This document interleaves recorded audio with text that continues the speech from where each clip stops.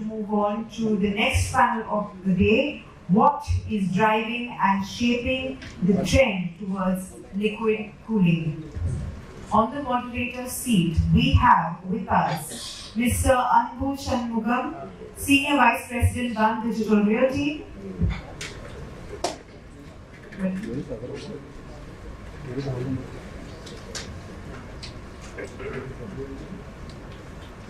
Allow me to welcome our panelists up on stage now. Mr. Ravindra, Parmar, Global Head User Services UPL.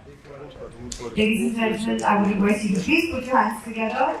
And welcome Mr. R. Balakrishnan, VP and Head MEP Design, Larsen and Tubro. And finally, Mr. Prafulla, Savarkar, Director Design, Lumina CloudInfra.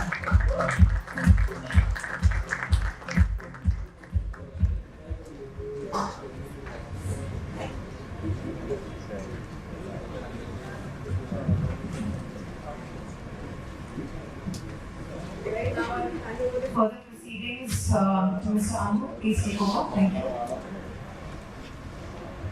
Thank you. Thank you for the event wonderfully organized by W.Media. Of course, our topic is coming on to the liquid cooling. In fact, W.Media has given a wonderful presentation why liquid cooling, what all the technologies is serving in the market. So, of course, everybody is aware of what is liquid cooling at this moment. That makes it easier for us to further deep dive, why it is not, what is the way forward. So that is what the panel discussion is about. And here we have user community, Mr. Ravindra, and we have from NNT for the Datacenter constructions and Prafulla. So of course we are short of one more member join us. So fine. So to give the challenges and to just give a brief of anyhow from morning, everyone spoken about the AI and the adoption of technologies. Of course, we are close to 1 gigawatt capacity at this moment. So we are very fractional capacities on the liquid cooling. Of course, we are in the nascent stage, comparing North America or Europe or fully saturated Singapore or other part of the world. We are just into 1 gigawatt capacity. So that gives a lot of opportunity for us to get into the next lap forward, that is the technology is going to be future technology that is on to the chat GPT driven AI. So all the output spikes what we are seeing today on the GPUs. So given that requirement and on to the the Indian context of always looking for a cost conscious approach onto the energies, giving some background. So these are the two drivers. One is the technology, which is making it impossible for the air and media to recover the heat, especially the spikes.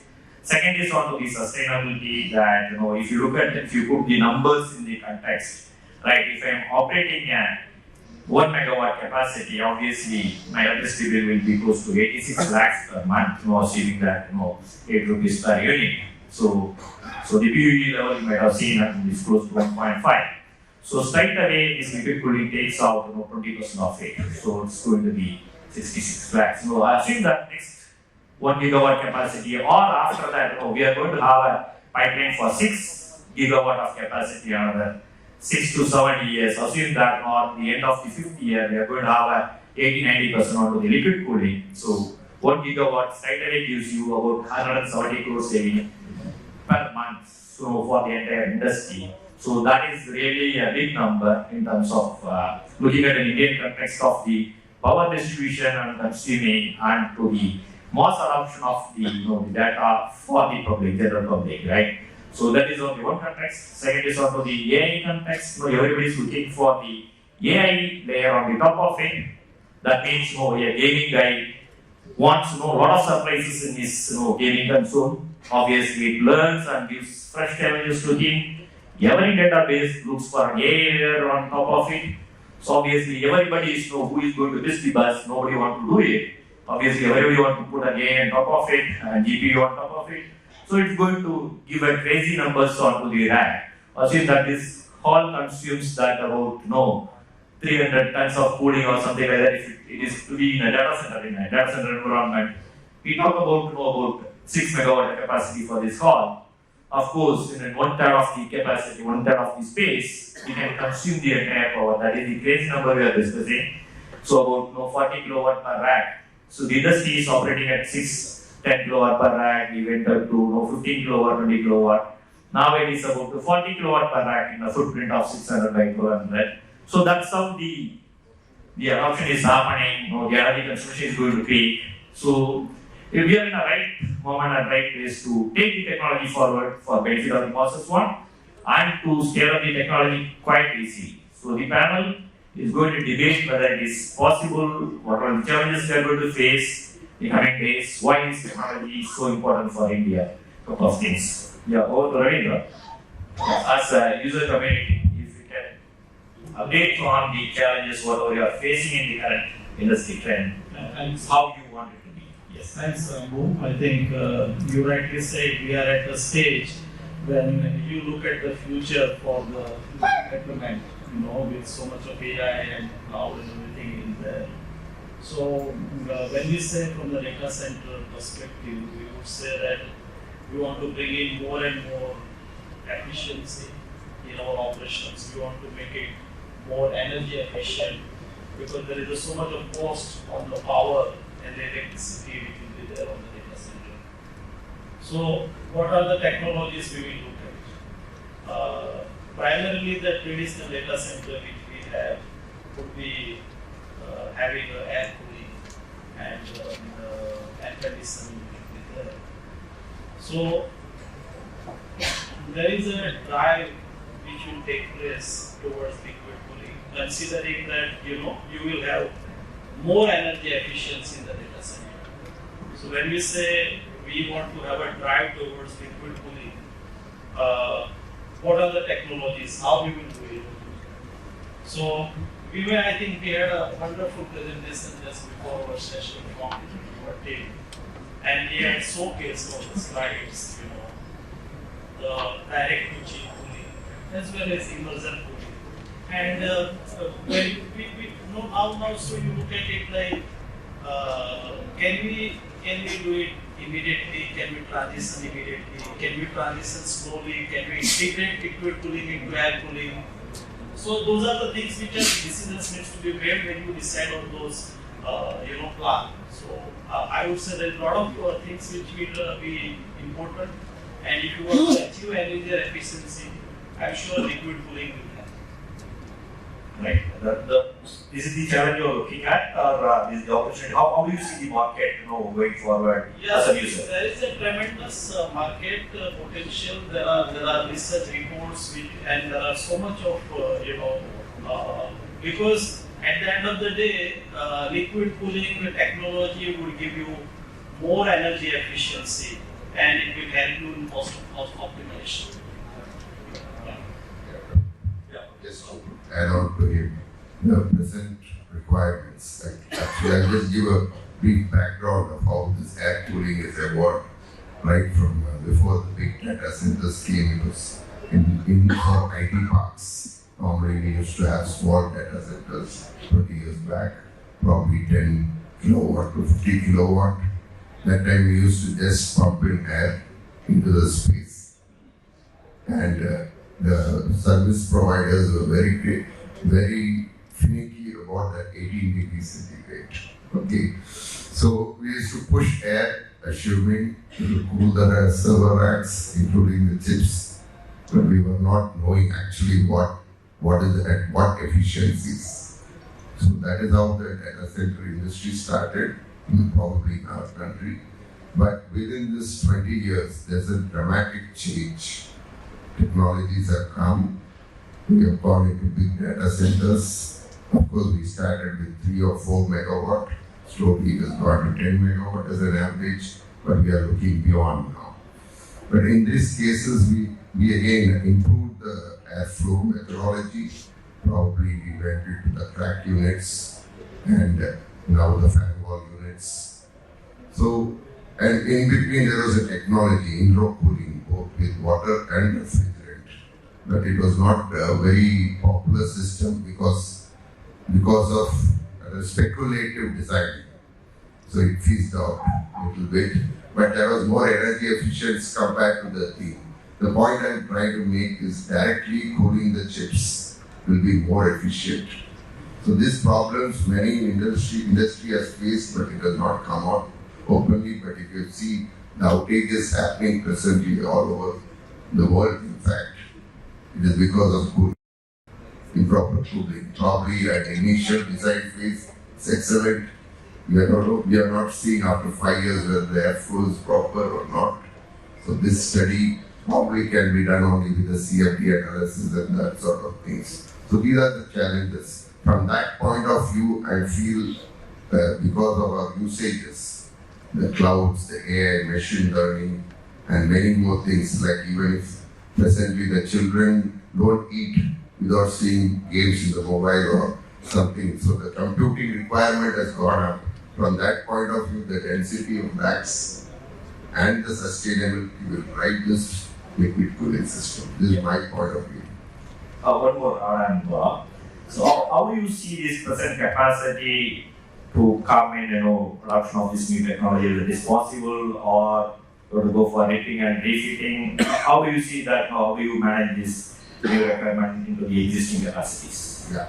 And if you see the previous presentation, we have presented the 3 methods of doing it: single phase, 2 phase, and immersion cooling. Probably for a retrofit requirement also the single phase can be done still, because you are still having the chiller and do that. So the people are concerned about PUE now. So we need to reduce some of the government agencies. You see, I don't know, it was a nice talk morning. They are also insisting 50% of renewable energies to be put into projects minimum. Some of the state governments already have declared. So this PUE and energy efficiency becomes an important point. From that point of view also this will be driven. This is my view. Thank you. Yeah, what do you? Prafulla. So you are working on the technologies, the AI technologies, different, densities. How do you see this? What are the technologies coming in? So is that appropriately driven? It is possible for mass adoption, or this foresight is you can give? Yeah, first of all, since modeling the liquid cooling is a very hot issue becoming, so I don't know how to manage this PUE. So the liquid cooling is not a new technology. It was there since 140 years. It was used in oil-cooled transformers. So we all know that. We're just changing the application, using that application in a server cooling, there is a limitation on server cooling with the air-cooled technology. Now we're changing the media with the convection method, we're using the liquid. So, the technology change, we see many changes since 2007 or 8 I started my career. So that time we used to have the data centers with 18 degrees Celsius or 16 degrees Celsius temperature with 3 kilowatt rack density with cold and containment. So it got changed to hotel containment with the increased rack density. Then again, we changed with the offers with the help of server manufacturers. They are allowed to increase the temperature, inlet temperature from 22 degree to 25 degree, 27 degree. Now the HA class A2 grade servers are also coming. So with that, we are allowed to increase the temperature also. So of course, with the hotel containment, elevated temperature, we are getting benefit on PUE with of course with the air-cooled servers design. So since because of the AI and ML and because of the cloud computing, the server power requirement is going on higher side, like 450, 500 watts to 700, 800, and expected that NVIDIA servers will go say 4 or 5 kilowatt rack density. So with that, the server total rack capacity is going to be 40, 50, even 70 kilowatt also. So with this 70 kilowatt requirement, I don't think with the air-cooled server, the air-cooled design, it will be difficult to maintain, because since we increasing the rack density, the hot aisle and cold aisle width will going to increase, and there will be limitation on the CFM, temperature, RH maintenance. So there is a need from the server manufacturer to shift from air-cooled to the liquid-cooled.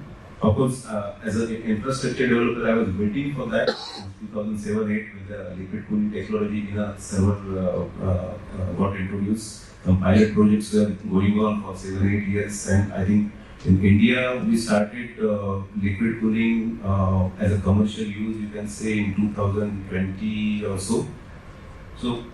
And it is being installed, commissioned, and it's not in the pilot projects. It's in the range of 8 megawatt, 10 megawatt range. So it is a massive. And as a challenges there will be, but yes, there will be solutions from the infrastructure providers, from the help of OEMs, various OEMs, system integrators. So challenges, yes, we can solve that, all the challenges. But as of now, specific to the challenges, the system integrators availability and there are different technologies. So server manufacturers have to come front, that whether they want immersion cooling or chip-based or the direct contact cooling type. So depending on that, various solutions can be adopted and implemented. Depending on the power density increase, various solutions can be provided with that.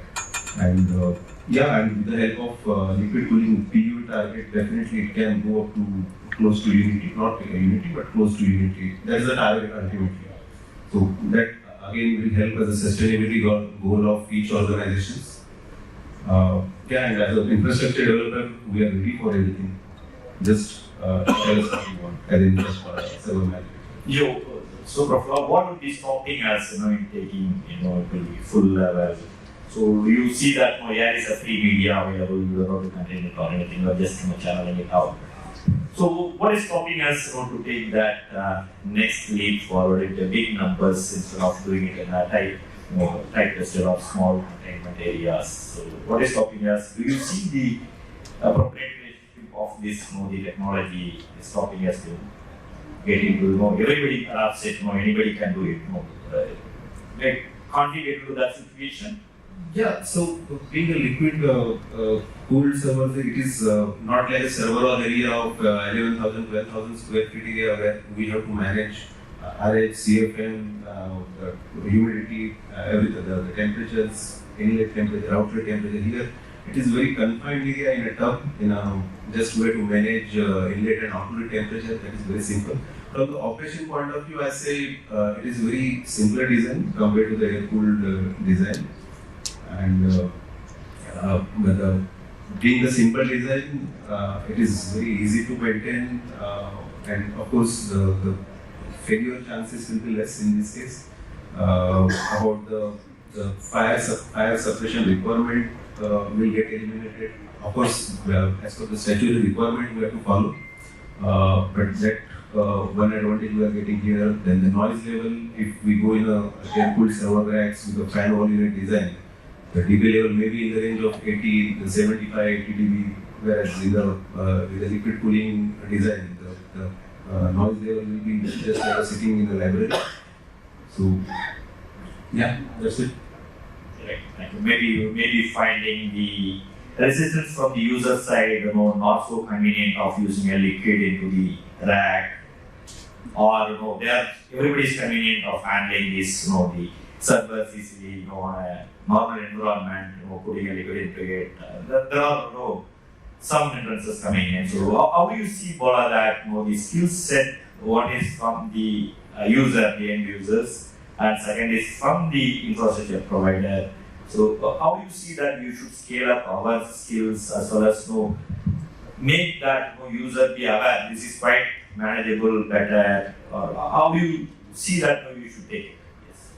Basically, what will drive this liquid cooling thing is two things. One is higher rack densities and the sustainability requirements to reduce the energy efficiency, and these two things. Having said that, predominantly the industry is, we do the infrastructure separately, server racks is handled separately. Now you are trying to take the infrastructure into the server rack. So that there will be a gap, definitely. That needs to be bridged as a skill level, because a lot of people leave it to the server people or the user people to do that. we just cool the space and then give it. But now there needs to be a lot of understanding of the CPUs or GPUs from the server point of view, how to remove heat, and the design of racks and the design of cooling has to take care of. So that integration and skill levels, so somebody talked about the skill levels, so that needs to be increased till the end point. So I think that's going to be the challenge in the industry. So I think if we address that challenge, probably this will go up. Yeah, you're right. So many times, we have this and that, we don't permit others to touch. In this case, you need to give a rightful access to the infrastructure provider also to be conscious enough, he is working on the active elements, So far, he was not permitted to cross this, the line of the cage or into the rack, whatever it is locked, beyond that he should not go. Now he is saying it's liquid to go there, but that means the integration of two communities, how is it? Yeah. So this is the two communities has to come together. Already there are things going on. So they also have to change the design. We also have to change the design and integrate it. So this is the way forward to implement this. Yeah. Resources, just one point. Yeah. The resources will be there, but there will be different kind of resources will be developed to handle the liquid cooling, whereas the resources which were required for the handling chiller and fan volume, that will get eliminated. So it's just a shifting of resources. Resources still will be there, and the skillful resources, and that will be developed over the time. Yeah, good at it, right? Only advantage if you change to liquid cooling is probably the chillers and other capacities or the cracks will be avoided. False flooring, you need not worry of it. So those sort of advantages are also there. So your infrastructure costs also will be coming down. Your space occupied for a data center also will come down. That advantages also will be there. Yeah, what do you went on? So, how do you see this, the breach of space, by the operator into your server racks? Will you permit, or you see that there be an agreement between them, or how do you rate this community on a user perspective? Yeah, so there will be, when you move to liquid cooling, there will be, I'm sure that the infrastructure, the implementer, there will be skilled people, resources will be managing that part of infrastructure. So obviously, because this is going to be a new area which is going to be coming in place. So, but over a period of time, these things will get stabilized, and looking at the broader and the longer approach to sustainability and to achieving the energy efficiency, both the infrastructure team and the data center. Yeah, if you make the user be aware of the big picture, then you must permit for that change, right? Initially, anytime whenever you implement a new technology, you will always have those initial challenges which will get stabilized as we move forward. Correct. Yeah, what do you Prafulla? So how do you see that? I think that 2013, we had one of the sessions discussing on it. So will it be 100% liquid if it is possible, or so what may not take us to 100%? Yeah. The target is there only. So there will be not exactly like that, but we will go in that range with definitely the power densities of server rack will be higher. And of course, there will be a lot of pressure on space optimization. So to have the space optimization to fill with the requirement of higher power densities, we have to go with the liquid cooled, and the volume wise, because of the cloud computing and because of the AI and ML, the overall requirement of the data center will go on. As of now, we are in the range of 25, 30 megawatt or even 40 megawatt server. Yeah, as a data center, each data center capacity. So that may go up to your 80 or 100 megawatt also with the help of liquid cooling. And of course, with the help of liquid cooling and the improved PUE, the yield of IT power will be higher without increasing the total facility power. So with the same infrastructure of power or substation, we can still get the higher IT power yield. Right, maybe we may have to still keep some racks in the BAM media Yeah, to communicate the network racks. As of now, we have to keep the network racks outside because of the limitations and some. Again, it has to be inside the server because of the limitation from server to the network racks. So over the period, that will change. Some new technologies will come, or maybe whatever is already available since 20-30 years, same can be refined, and with the new circle, it will be reused with a different kind of technology or refined version of that. So let's see, look for that. Right. Okay. So, how do you see this India as a separate operator? You are interacting with the global, environment also. So, how is our adoption rate? There's a new technology in North America is in this stage, and we are also getting that opportunity to scale it up. So, how do you see that India can be part of this new journey of predominantly onto the liquid cooling? So, how do you see this opportunity? Now, only thing you have to be mindful of what conditions are there in those part of the world and what conditions we are in. Most of the designs from their side is towards their thing. So we will take little bit time to study how it performs here in our country. But having said that, there's a lot of research papers available which are being examined by the Indian market, how to adopt this. So we have also done a lot of study within our internal team, how to take it forward. I'm sure everybody will be doing here. So that, it can be adopted, but only mind you, in India, once it is agreed, the rate of adoption will be much faster than abroad. This happened in the data center space itself. Past 3 years, you see the 800 megawatt we have reached within no time. I think we will adopt it very fast once we all have a assurance. Yes. Yeah, that is the thing about India. We can go in a multiplayer mode, right? In the power of N.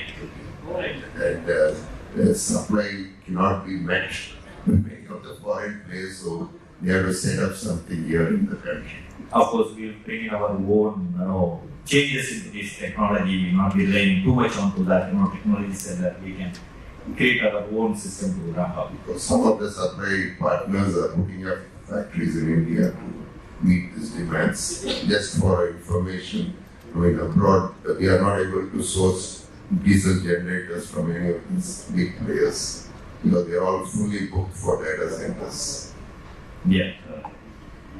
Prafulla. So you keep working on the designs. So every technology coming in, you get that opportunity of taking that into the real-time deliveries. So how do you see that in the decent RFPs or whatever the requirement comes from the hyperscalers or the enterprise community? How do you see that? What are they saying in terms of this technology? Whether you are proposing it or they come as a requirement? For air-cooled server racks, of course, whatever the customer's requirement comes, we are filling or complying to all the requirement. But to go with the liquid cooled or not, it's purely on customer side then the decision or the end user or the server manufacturer. So, as a joint venture, the server manufacturer, the core player like us, it should work as a team and approach to the customer. Yeah, yes, these are some benefits. It's more of a demand-driven Exactly. So, of course, because a lot of such sessions make them understand the benefits so that because as an end customer, the data computation or the cloud computing, it's only the work from them only. But whether to use the server, which type of servers to be used, the server manufacturers has to convince them that even though the cost is high, as of now the cost is high, but still there are the long-term benefits. Even the not long-term benefits, it's a short-term benefits because of the better PU. So the benefits are high, so it's joint venture should work and convince to the customer that we should go with the liquid cool on a PU benefit, and of course to handling effectively whatever the higher rack densities, the effective way of handling is the liquid cooling. So with these two benefits, definitely we should convince customer, and I believe the customer will agree for that. Of course, on the line, one of our speculative bill can be on the liquid cooling, come in for a liquid. So big installation in India already done. So I believe most of the customers will take that as an example and will reach out to us, not directly to us, but maybe with the server manufacturers or directly with us. So let's see. Let's hope for the best. Just to add one point here. Recently there was an article from Shell. Shell also is looking at this liquid technologies which can efficiently do it, and Infosys and Shell have made a joint venture in UK to supply this liquid cooling technologies. So I think there's a lot of potential which can be leveraged. So I would say that each customer or each organization should need to have their own assessment.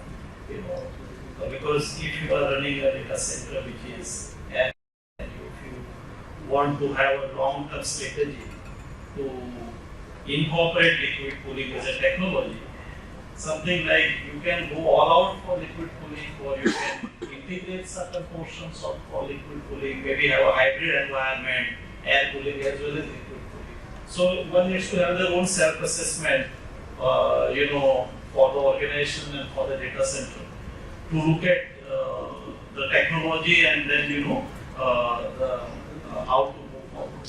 So say we can say we are at 5G in some places, still we are at 2G in some places. Yeah, exactly. So it is certainly you will have energy efficiency, you will have sustainability, you will have a better future. But there is going to be an investment which will be there in the infrastructure when you look at so you need to have a self-assessment for an organization for the data center before going ahead. It will be driven by the sustainability goals set by the all organizations. Yeah. Definitely, all these goals will be aligned. Yeah. Are aligned like the RE energy or the better PV. Yeah, right. Yeah, I agree. Just to add to his point, suppose there is just a comparison made in the white paper or even other people have done it. So if you see the liquid cooling technology, if you adopt, probably in the same space we can of 10 kilowatt, we can use a 40 kilowatt server within the same space. Then your power consumption can come down by almost 40% or 40 or 70%, sorry. And so that way your PUE could be 1.1. And the best part is the sustainability goal. You'll reduce your carbon emission by almost 40%. So this will all drive towards this technology. Yeah, of course, you don't have to, you easily recover the heat, you don't go for a better workloads within liquid. Not looking at the PUE as a single number, right? The consumption itself, you can drop it drastically. So that is the biggest advantage. It will not be seen by the numbers, whatever the projecting as a PUE. That is a different measure altogether we have to look at. Yeah, right. Yeah, thank you, panelists. I think we can open for questioning.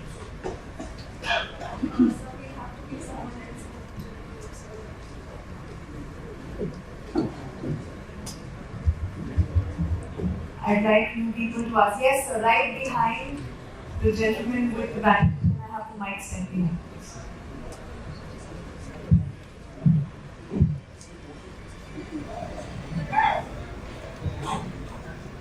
Good afternoon.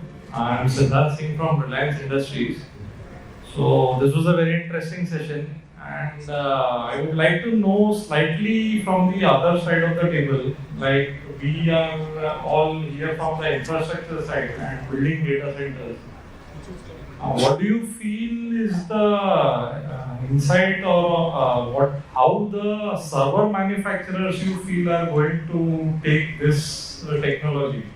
Because we have faced this situation that if we are building a data center, like the basic components, the compute, the network and the storage, all have to come together in a liquid immersed environment to have a data hall where we can, then bring down the PUE collectively.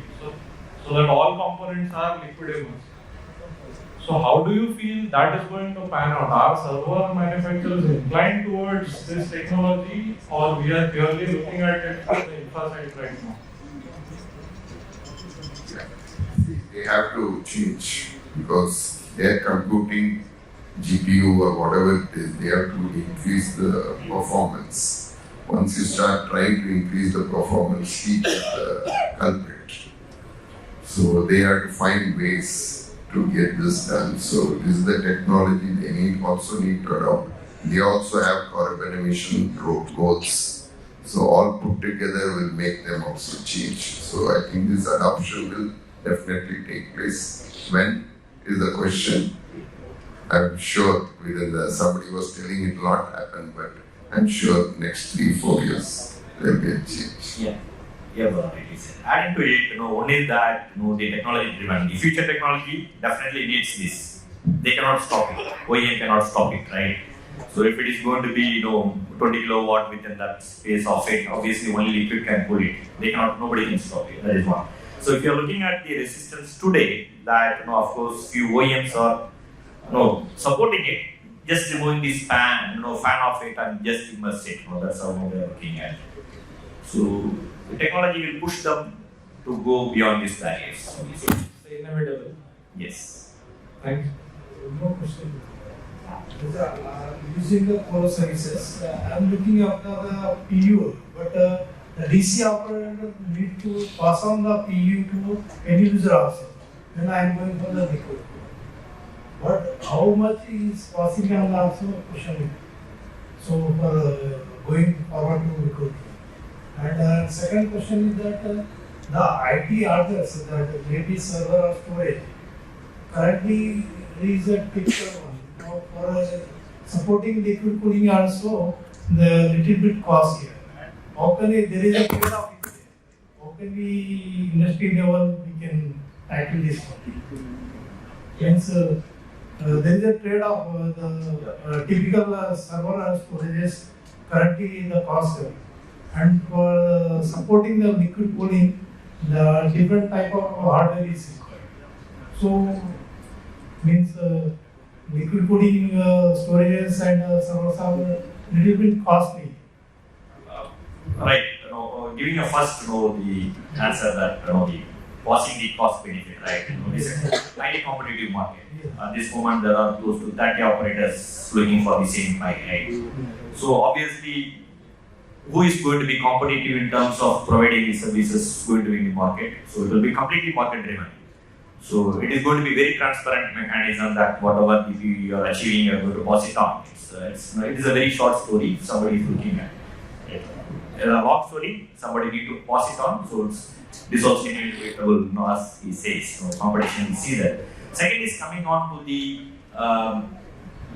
stoppage of OEM or anything is charging you more AMC costs or anything. So if we are looking at this scenario, that's what we were debating, that how to massify it, right? Somebody cannot control it. So just mere AMC pricing or asking for high cost cannot control it. So future technology, this GPU definitely needs it. So that takes it. So whatever left over, maybe the balance of the market is 50% or 40% is going to be there on the present day server or anything. So obviously that's what we are saying, that we are aware of it more so. It is, we are very comfortable with the technology, that it is nothing. We are just putting a heat sink on top of the CPU or GPU and take recover the heat. That's it, nothing beyond, right? If it is going to leak, if he is looking at this leakage is going to impact his performance, that is where it is going to look at, right? As the technology matures, everybody will be comfortable that he has to open up. Final question. One more question, please. Just to add one more point, see, it also will depend on the rack densities. Beyond certain thing, liquid cooling only has to be gone. So that will decide how you are going to market it or how you are going to pass. Once you use liquid cooling, the demand of PU will be less by the users of order. That agreement levels will change. Okay, that's how you have to look at it. Right, final question. Yeah, I am Geo Rashinji. So question to Balakrishnan or to Savarkar sir. So in morning we are discussing and we are listening about the PV. So in the current scenario, maybe in the looking for the next 5 or 10 years, which is the best way to bring down the PV? And there are limitations of the cooling servers. And what we want to cool the actual servers. So can you have me just brief? Which will be the best way for the next 10 years to bring down the PV? Okay. One this thing is look at how you're feeding the cooling into that particular server, even with air systems, and look at efficiency of the machines. That's where we need to look at. Many people are not looking at TCOs or this thing. So that part and every part, how the CFD analysis is another way to find out how efficient it is, your airflow distribution or whatever it is. So you have to make your system more efficient. That's where you will get better PV. This is my point of view. Just to add on this, once we agree that yes, we have to go with the liquid cooling, so PV improvement definitely will be there. Now, what temperature of the refrigerant the server manufacturer heatsink or not heatsink, the CPU will manage or will cover it? Is it up to 65 degree or is it up to 75 degree? Depending on that, what inlet temperature and outlet temperature we have to keep it in the liquid tub. So it will further give the benefit of the PV. Yes, I told in the beginning itself, people are not agreeing more than 18 degrees centigrade. Now people have moved to 27 degrees centigrade acceptance. So that itself gives a direct edge. Alright, Mr. Anbu, I would request you to please tell us which was the most relevant question so that we can give away a goodie. Because maybe my question is more practical for this current situation, so that's why. So I would request you to please come up on stage.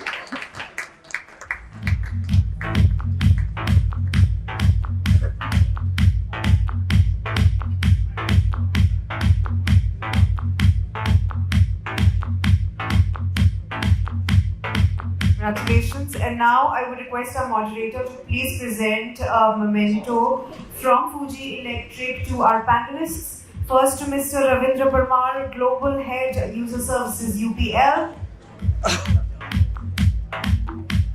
Next to Mr. R. Balakrishnan, VP and Head MEP Design Larsen and Tubro. And finally to Mr. Prafulla Savarkar, Director Design Lumina CloudInfra. And I request Ms. Shweta from W.Media to please present a memento to Mr. Anbu Shanmugam, Senior Vice President, BAM Digital Realty.